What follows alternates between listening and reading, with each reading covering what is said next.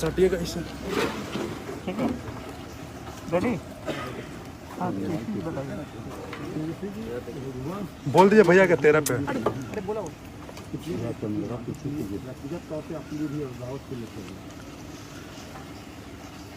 आदरणीय रघुवंश बाबू जी, हम सब लोगों के अभिभावक रहे और पार्टी को एक मजबूत स्तंभ, प्रखर समाजवादी नेता, गरीबों की आवाज़ और ख़ास तौर पे हमारे पिता से जो संबंध रहे, उनके पिता के नहीं रहने के बाद जो मार्गदर्शन, जो गाइडलाइंस जो उनका रहा, हम कभी अपने आप को अकेला नहीं समझते थे। आज उनके निधन की खबर सुनकर के हम लोग सब लोग जो है मर्माहत हैं, दुखी हैं और कोई शब्द नहीं है जिस शब्द को हम लोग जो है व्याख्या कर सकें। लेकिन लंबे समय से कोरोना पॉजिटिव होने के बाद तो निमोनिया की भी शिकायत थी। तो पटना के एम्स में जब भर्ती हुए तो हमारी बात हुई, डॉक्टरों से भी बात हुई। हम लोग सब लोग कामना करते थे कि जल्दी स्वस्थ होकर के, ठीक होकर के वापस आए। फिर आनंद फानन में जब दिल्ली गए, हमारी जब बात हुई, जब वो दिल्ली जिस दिन एम्स में एडमिट हुए उस दिन भी हमारी फ़ोन पे उनसे चर्चा हुई, बात हुई। पूरी बॉडी चेकअप कराने के लिए वो दिल्ली गए थे, टेस्ट रिपोर्ट आना था। और कुछ चंद दिन पहले जो है हम दिल्ली उनसे ख़ास तौर पे मिलने गए थे, दिल्ली के एम्स में, और हमारी मुलाकात भी हुई थी। लगभग 1.5-2 घंटा हमारी उनसे मुलाकात हुई। हर एक बिंदुओं पे उनसे चर्चा की गई और हमने उनसे यही कहा कि आप जल्द स्वस्थ होकर के आप जल्दी वापस आइए। उन्होंने यही कहा कि हम जल्द स्वस्थ होकर के हम आएंगे और बिल्कुल अकेला करके चले गए हम लोगों को। ये हम लोगों को ये उम्मीद ही नहीं थी कि इतनी जल्दी ये खबर आएगी। उनसे जुड़ी कुछ लेकिन आपकी हालांकि हमारी जो डॉक्टरों से जो बातचीत लगातार चलती रही उनसे,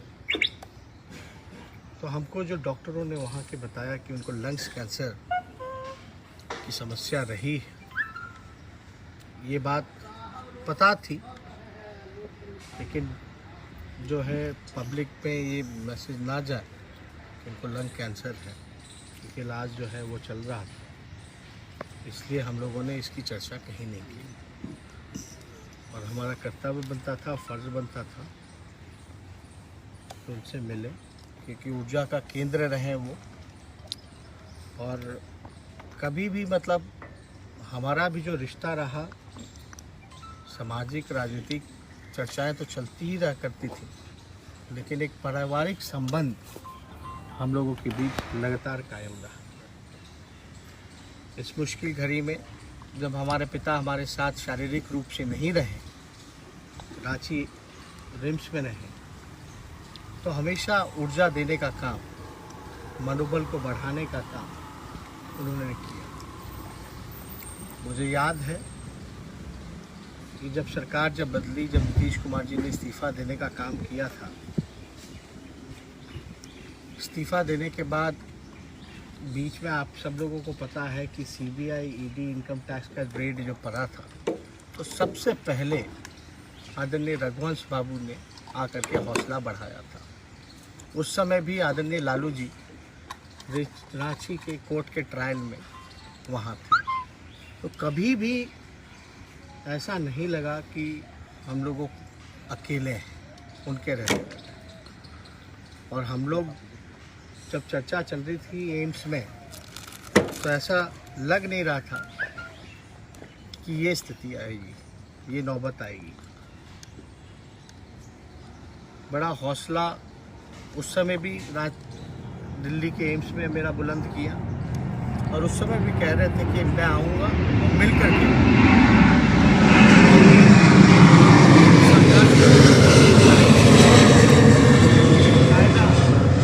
पूरा आशीर्वाद जो है उस समय हमको देने का काम किया था।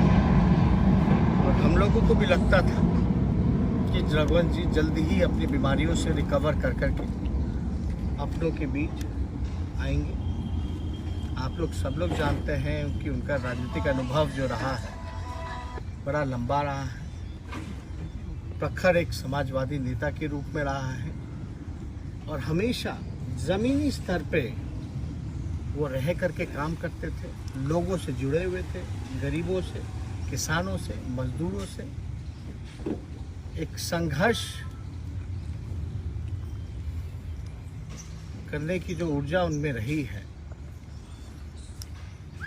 वो हम लोग कभी भी इनकार नहीं कर सकते। उनसे काफ़ी कुछ हमको सीखने को मिला, इसलिए बड़ी दुख की बात है। अभी हमारे उनकी पुत्र से भी बात हुई, जब ये खबर न्यूज़ चैनलों में चल रहा था कि रघुवंश बाबू नहीं रहे तो यकीन नहीं हो रहा था हमको।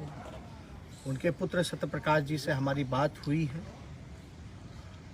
और इस बात को लेकर के सब लोग जो है मर्माहत हैं। तो इसमें को हम चाहेंगे कि उनकी आत्मा को जो है शांति मिले और इस दुख की घड़ी में हम उनके परिजनों के साथ मजबूती के साथ खड़े हैं और जो रघुवंश जी का जो सपना था उसको आगे ले जाने का हम लोग काम करेंगे। बहुत बहुत धन्यवाद।